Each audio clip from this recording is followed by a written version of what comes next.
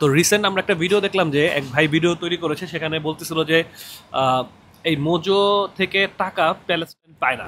তো এখানে লেখা কিন্তু ঠিকই উঠছে যে 1 টাকা পাচ্ছে, এই হচ্ছে 22,344 টাকা। আমরা ইনটেক বোতল থেকে আরো কয়েকটা বোতল নিই, এগুলো কিন্তু দেখেন মাত্রই বের করা হচ্ছে। তো আবার আমরা একটা স্ক্যান করি,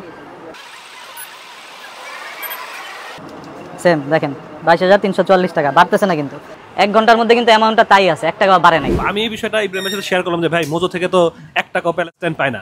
তো পরে ইব্রাহিম ভাই আমাকে বিষয়টি বুঝিয়ে বললো, তো ইব্রাহিমের কাছে আমরা বিষয়টি ক্লিয়ার হই যে আসলে কেন তাদের ওয়েবসাইটে টাকা স্ক্যান করার পর জমছে না। আচ্ছা, এই বিষয়টা হইতেছে ভাই, মানে অ্যাজ এ জেনারেল সবারই আসলে এটা জানা থাকারই কথা হয়তো বা। দেখেন এখানে একটা স্ক্যানারের একটা কিন্তু দেওয়া আছে, তো এটা স্ক্যান করলেই যে আপনার মানে লাইভ কতটা বোতল সেল হইলো এটা কিন্তু দেখাবে না। ধরেন আমার জানা মতো মোজো হচ্ছে আকিস কোম্পানি সম্ভবত।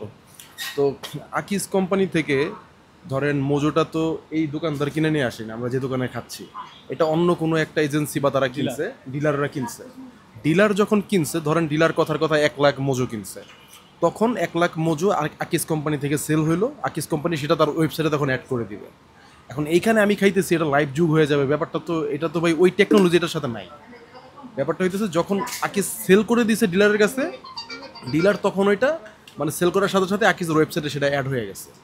তো এখন আমি যদি এটাতে স্ক্যান করি আর একটা করে মোজো কিনা খাই, তাইলে যে নতুন করে একটা যুগ হবে এরকম কখনোই হবে না। এটা যে ভিডিও করছে আসলে আমার মতে সে না বুঝেই করছে। আমাদের দেখে এটাও ভাবার কোনো কারণ নাই যে আমরা হয়তো এই ভিডিও কোনো প্রমোশন করতেছি মোজোর। আমরা এটা ভালোবাসা থেকে করতেছি, এই কারণে যে উই সাপোর্ট প্যালেস্টাইন এই কথাটা লেখা আছে, আমাদের মুসলিম ভাই বোনদেরকে তারা সাপোর্ট করতেছে, আমরাও সাপোর্ট করতেছি।